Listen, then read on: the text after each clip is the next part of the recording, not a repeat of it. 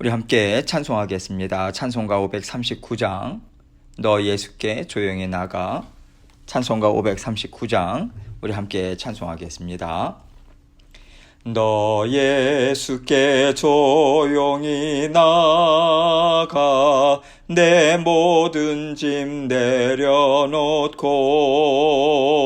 주 십자가 사랑을 믿어 죄사함을 너 받으라. 주 예수께 조용히 나가 내 마음을 쏟아놓으라. 늘은밀히 보시는 주님 그 은혜를 베푸시리. 주 예수의 은혜를 입어 내 슬픔이 없어지리. 내 이웃을 늘 사랑하여 너 받은 것 거저주라. 주 예수께 조용히 나가 내 마음을 쏟아놓으라. 늘은밀히 보시는 주님 그 은혜를 베푸시리. 주 예수를 친구로 삼아 늘 내 옆에 모시어라. 그 영원한 생명샘물에 내 마른 목 죽이어라. 주 예수께 조용히 나가 내 마음을 쏟아놓으라. 늘은밀히 보시는 주님 그 은혜를 베푸시리. 너 주님과 사귀어 살면 새 생명이 넘치리라.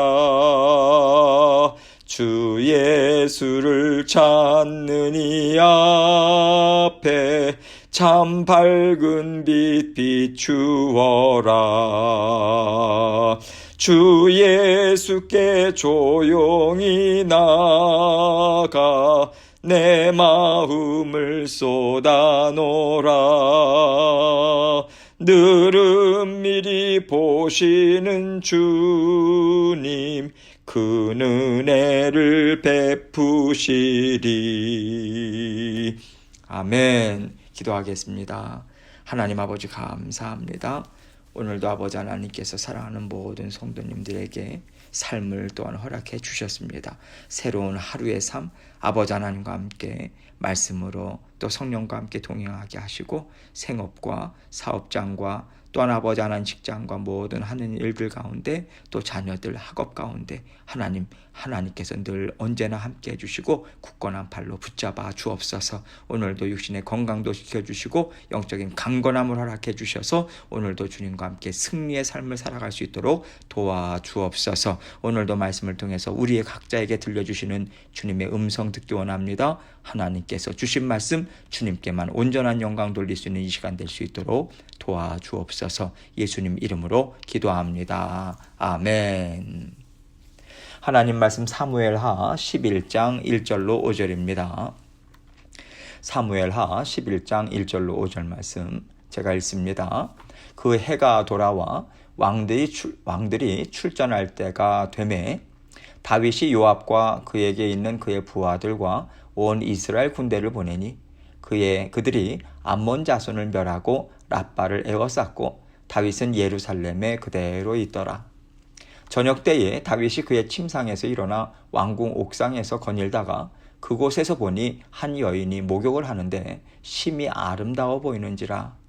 다윗이 사람을 보내 그 여인을 알아보게 하였더니 그가 아뢰되 그는 엘리암의 딸이요 햇사람 우리아의 아내 밧세바가 아니니까 하니 다윗이 전령을 보내어 그 여자를 자기에게로 돌아오게 하고 그 여자가 그 부정함을 깨끗하게 하였으므로 더불어 동침함에 그 여자가 자기 집으로 돌아가니라.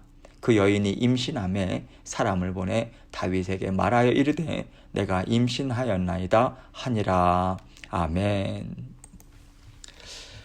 여러분, 하나님의 자녀들에게도요, 하나님의 은혜를 기뻐하고 감사하면서 받아 누릴 때가 있는가 하면 또 때로는 시큰둥해서 살아갈 때가 있는 것 같습니다.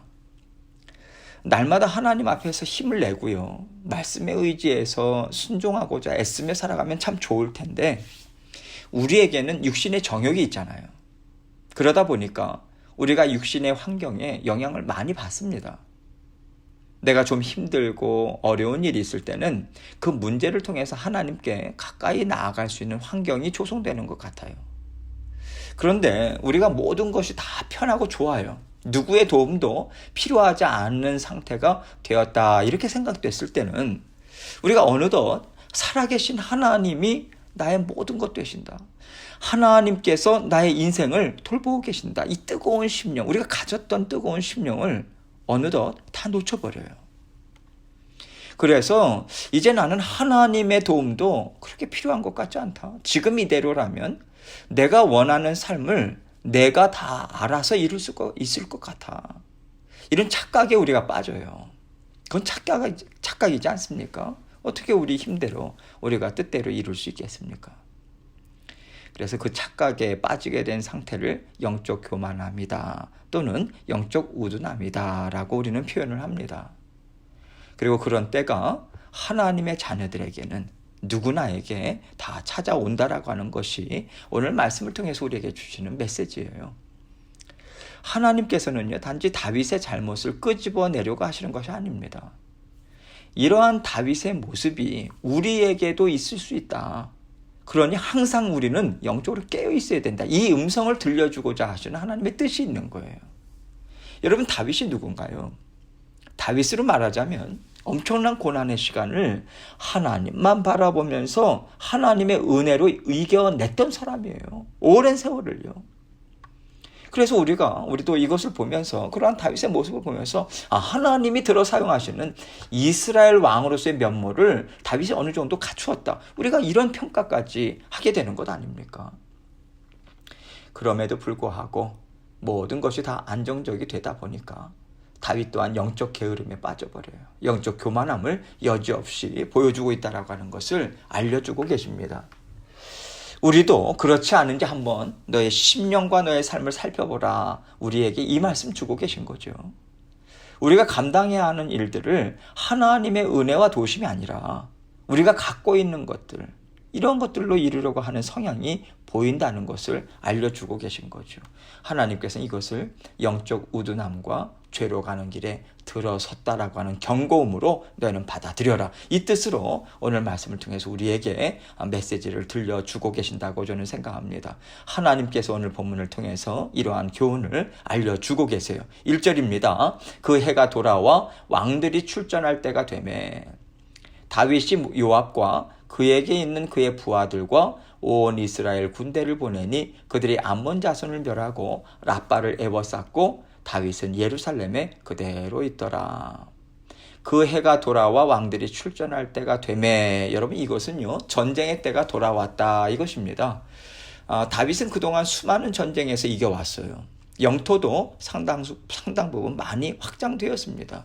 그러던 차에 암몬 족속과 또 아람 연합군, 이들과 전쟁이 벌어져요. 그때도 이스라엘은 큰 승리를 거두었습니다. 그런데 암몬의 수도 그 라빠를 함락하지를 못했어요. 그러니까 전쟁으로 보자면 아직 완승을 거둔 상태는 아닌 것입니다. 완전한 승리는 아직 거머쥐지 못한 상태예요. 그런데 그때 그 싸움을 벌이는 가운데 겨울이 시작됐어요. 그쪽 지방에, 그쪽 지형에 그 우기라고, 그 겨울은 우기철이 시작된 것입니다. 비가 많이 오죠. 그래서 전쟁은 우기철에는 잠시 쉽니다. 휴전 상태인 거죠. 그래서 전쟁은 중단됐고요. 이제 암몬의 수도를 함락하고자 이제 다윗이 보낸 요압과 군사들이 이제 가게 되는 것인데요. 이제 우기가 끝났다는 거예요. 이제 다시 전쟁이 시작되는 때가 되었다. 이것을 그 해가 돌아와 왕들이 출전할 때가 되매 이렇게 표현하고 있는 것이죠. 그렇다면 다윗도 당연히요, 요압과 함께 출전해야죠. 요압과 이스라엘 군대만 보낼 수 있겠습니까? 왕인데. 다윗이 앞장서야 되는데 다윗은요, 예루살렘에 남습니다. 평화로운 예루살렘에 지금 남아요. 이것은 전쟁을 앞에 둔 다윗 왕의 영적 상태가 어떠한가, 이것을 분명하게 우리에게 보여주고 있는 것입니다. 그 당시 상황은 이제 요압과 이스라엘 군대가 암몬 족속의 수도인 라빠를 이제 에워싸야 되는 상황인 거예요. 함락시키기 위해서 정말 목숨을 내건 그러한 전쟁의 그 한 복판에 있는 것입니다. 고군분투를 하고 있는 거잖아요. 같은 이스라엘 백성들. 그렇게 어려움 가운데 있는데, 그런 상황에서 이스라엘의 왕인 다윗은 어떻게 지내고 있는가? 2절은 이렇게 알려주고 있습니다. 저녁 때에 다윗이 그의 침상에서 일어나 왕궁 옥상에서 거닐다가 그곳에서 보니 한 여인이 목욕을 하는데 심히 아름다워 보이는지라. 여러분, 지금 전쟁터에서요, 정말 수많은 사람들의 목숨이 걸려있는 상황입니다. 어느 한 영혼 또한, 어느 한 목숨 또한 귀중하지 않은 것이 없잖아요. 지금 이스라엘 백성들은 그렇게 나가서 이스라엘 나라를 위해서 싸우고 있습니다. 다윗 왕을 위해서 싸우고 있어요. 그런데 다윗은 한가하고 여유로운 시간을 보내고 있는 거죠. 저녁 때에 다윗이 그의 침상에서 일어났다, 이렇게 이야기합니다. 저녁 때 침상에 누워야 되죠. 저녁 때 침상에서 지금 일어났다라고 하는 것은 한가롭게 낮잠을 즐기고 있었다, 이 얘기인 거죠. 그때 일어나서 이제 왕궁 옥상에 나가서 편안한 저녁 시간을 보내고 있습니다. 그러던 중에 다윗의 눈에 한 여인이 목욕하는 것이 이제 보인 거예요. 그 당시에 왕궁은요, 높은 곳에 위치해 있습니다. 어느 왕궁이도 그렇지 않습니까? 높은 곳에 이제 세우죠. 더군다나 지금 다윗이 있는 곳은 옥상이에요. 그래서 그 인근에 사는 백성들의 집을 내려다볼 수 있는 그런 위치에 있는 거죠. 그렇게 보고 있는데 목욕하는 여인의 모습이 정말 아름다워 보인 거죠. 3절입니다. 다윗이 사람을 보내 그 여인을 알아보게 하였더니 그가 아뢰되 그는 엘리암의 딸이요 햇사람 우리아의 아내 밧세바가 아니니까 하니. 다윗이 사람을 보내요. 이것은요, 그 여인이 누구인지 알아와라, 이 얘기겠지만, 그렇게 사람을 보낸 다윗의 심정에는 이미 무엇이 들어있는 것입니까? 여인을 데려오게 하겠다, 이 생각이 이미 자리를 잡고 있다는 얘기죠. 보냄을 받은 신하도요, 지금 다윗이 어떤 의도를 갖고 자기를 보내는지 아는 것 같아요. 그래서 돌아와서 이야기합니다. 엘리암의 딸입니다. 그리고 중요한 것은 햇사람 우리아의 아내 밧세바가 아니니까, 이렇게 분명하게 말하고 있는 거예요. 유부녀입니다. 더군다나 햇사람 우리아의 아내다, 이렇게 이야기합니다. 여러분, 햇사람 우리아 그러면 다윗이 이미 잘 알고 있었던 사람이었어요. 그동안 오랜 시간을 다윗을 보호하면서요, 정말 용사 중에 용사로 함께 동고동락해왔던 사람이에요. 37명의 용사들, 특별히 다윗의 측근들이죠. 보호하고 보살피고 어디를 가든지 함께 싸우며 나아가고 충성스럽게 섬겼던 그런 37명의 용사들 가운데 하나였죠. 햇사람 우리야. 그래서 그러니까 그가 얼만큼 다윗을 충성스럽게 섬겼는가. 다윗 또한 우리아를 신뢰하는 그러한 좋은 관계였다라고 하는 것을 우리는 충분히 짐작할 수 있는 거예요. 그런데 4절로 5절 말씀 봅니다. 다윗이 전령을 보내요, 그 여자를 자기에게로 데려오게 하고 그 여자가 그 부정함을 깨끗하게 하였으므로 더불어 동침하며 그 여자가 자기 집으로 돌아가니라. 그 여인이 임신함에 사람을 보내 다윗에게 말하여 이르되 내가 임신하였나이다 하니라. 자, 다윗은 이제 전령을 보냅니다. 그 여자를 데리고 오게 하죠. 먼저 보냈던 신하가요, 그 여자는 유부녀라고, 햇사람 충성스럽게 섬겼던 그런 우리아의 아내입니다. 그 여자만큼은 안 돼요. 이렇게 우회적인 표현으로 부탁을 한 것 아니겠습니까? 근데 다윗의 마음은 이미 정해진 상태였던 거죠. 결국 그 여인과 우리아의 아내와 동침합니다. 그리고 다시 집으로 돌려보내요. 그런데 얼마 후에 그 여인은 자기가 임신했다라고 하는, 다윗으로 인해서 임신했다. 이 소식을 전해옵니다. 자기를 위해서 목숨 바쳐서 충성하고 있는 부하의 아내라는 것을 알고도 동침을 하고요. 다시 집으로 돌려보냅니다. 여러분, 이 일이 하나님의 사람인 다윗에게 있을 수 있는 일이겠습니까? 어떻게 하나님 나라, 이스라엘 나라, 그 궁전에서 있을 수 있는 일이겠어요? 참 기가 막힌 일인 거죠. 하나님을 알지 못하는 사람들 사이에서도요, 이 일은 엄연히 큰 범죄입니다. 사람들 사이에 있어서는 안 되는 일이기 때문에 왕이라고 하더라도 대놓고 버리지는 못하는 일이에요. 그런데 어떻게 하나님이 이 나라의 주인이십니다, 그것을 고백하는 다윗의 집에서 이런 일이 일어날 수 있었는지 참 황망한 거죠. 하나님 보시기에도 참으로 악한 일이었습니다. 하나님께서는 이 일을 엄중하게 다스리세요. 하나님의 자녀가요, 죄라는 것을 알고도 행하는 것을 하나님은 그대로 지나치실 수가 없는 거죠. 결국에는 그 죄에 사로잡히고 말잖아요. 옴짝달싹 할 수 없습니다. 그래서 더 이상 사랑하는 자녀가 죄에 사로잡혀서 살지 않도록 하나님께서는 죄에서 벗어나는 일을 해주셔야 하는 거죠. 이것이 구원의 일 아닙니까? 이것이 영적으로 깨어있게 하시는 하나님의 구원 역사인 거죠. 다윗은 이 일을 통해서 하나님 앞에서 얼마나 자신이 교만했는가, 얼마나 자기가 영적 침체 가운데 깊이 빠져들어 있었는가, 이것을 깨닫습니다. 다시 하나님께로 돌아오는 시간을 결국엔 갖게 돼요. 그러나 죄를 씻기 위해서 치러야 하는 대가는 참으로 혹독했습니다. 이것을 성경은 낱낱이 우리에게 보여주고 있어요. 오늘 말씀을 통해서 하나님께서 우리 일상의 삶을 돌아봐라 하실 때 우리가 어떤 부분을 생각해야 될까, 이것을 생각하게 되는 것 같아요. 여러분, 우리가 한때 우리 마음에는 하나님 앞에서 이것이 너무 좋습니다, 하나님 이것이 나에게 기쁨이 됩니다, 저는 하나님과 이렇게 함께 살고 싶습니다, 그러한 소원함이 우리에게 있었어요. 그런데 어느덧 이제는 그런 원함도 생기지 않아요. 꼭 그렇게까지 살아야 될까? 이런 삶도 괜찮은 것 같아, 이런 생각이 들기 시작하죠.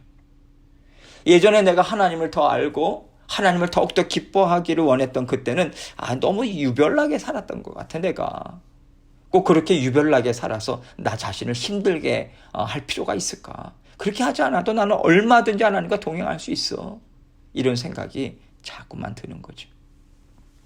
하나님께서는요, 이것이 바로 영적 나태함과 게으름에 들어가는 길목에 서게 하는 생각이다 라고 하는 것을 우리로 하여금 깨닫게 하시는 것 같습니다.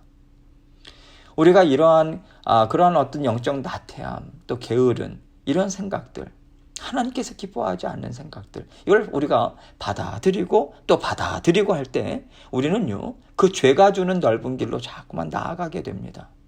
어느덧 그 죄가 주는 길에서 영적으로 우리는 무뎌진 자리에 서게 돼요. 이게 죄된 길인지 하나님이 기뻐하시는 길인지 분별할 수가 없어요. 그 자리까지 우리는 떨어지게 됩니다. 그래서 영적 분별력은요, 지금 내가 하나님과 동행하는가, 하나님이 주시는 지혜를 내가 받아들이고 있는가, 이것에 달려 있습니다. 영적 분별력은 지금 내가 서 있는 곳이 어딘지, 내가 살기 위해서는 어느 쪽으로 가야 되는지, 이것을 알려주는 나침반 같은 역할을 해요. 그런데 지금 다윗은요, 영적 나침반이 완전히 망가졌어요. 작동되지 않는 상태이기 때문에 해야 할 일은 다 놓쳐버립니다. 하지 말아야 될 일은 적극적으로 행하는 자리에 서 있다는 것을 성경은 우리에게 보여주고 있어요. 우리에게는 항상 하나님 앞에서 머무는 시간이 필요합니다. 그런데 더 중요한 것이 있어요. 우리가 그 시간을 어떻게 보내야 하는가, 이것이죠. 내 생각과 마음 바탕에 지금 어떤 것들이 들어있는가 깊이 살펴봐야 합니다. 내가 지금 죄를 다스리고 있는지 아니면 죄에게 설득을 당하고 있는지 생각하는 시간을 우리는 많이 가져야 돼요. 하나님 앞에 부르짖고 기도하기 전에 먼저 우리 일상의 삶을 들여다봐야 합니다. 내가 요즘 어떤 생각을 많이 하고 있는가, 어떤 마음을 자꾸만 갖게 되는가 살펴봐야 돼요. 그래서 하나님의 도우심으로 분별해야 합니다. 끄집어내야 돼요. 입술로 고백해야 합니다. 회개의 시간을 갖고 십자가의 볼로 깨끗이 씻고자 우리는 애써야 돼요. 부지런히 이 일을 하면서 그리고 나서 부르짖는 기도를 하나님께 올려드려야 되는 거예요. 나의 어떤 필요, 이런 것들을 하나님께 올려드리는 거죠. 우리 기도의 삶이 어떠해야 하는가, 우리는 분명히 알아야 됩니다. 우리의 소원을 아뢰는 것으로 많은 시간을 보내기보다는 먼저 내가 잡혀있는 것은 없는가, 길을 잃고 헤매는 영역은 없는가 살피기 위해서 애쓰는 시간이 기도의 시간이 되어야 하고요. 그 시간을 통해서 하나님께서는 지혜와 능력을 우리에게 베풀어 주십니다. 먼저 우리의 심령을 살피시고요. 그리고 나서 하나님께 우리의 모든 기도 제목들을 올려드리는 이런 것에 초점을 맞추고 깊은 하나님과의 기도의 교제를 우리가 갖기를 원합니다. 오늘도 그 기도의 교제 시간을 먼저 가지시고 하나님과 함께 힘있게 전진해 나가는 저와 여러분 되시길 주님의 이름으로 축원합니다. 함께 기도하겠습니다. 하나님께서 우리에게 주신 말씀 우리가 생각하고 먼저 들여다보고 우리가 점검하고 회개할 것은 회개하고 주님 앞에 또 온전히 깊은 또 교제의 시간으로 주님 앞에 나아가도록 하겠습니다. 기도하시겠습니다.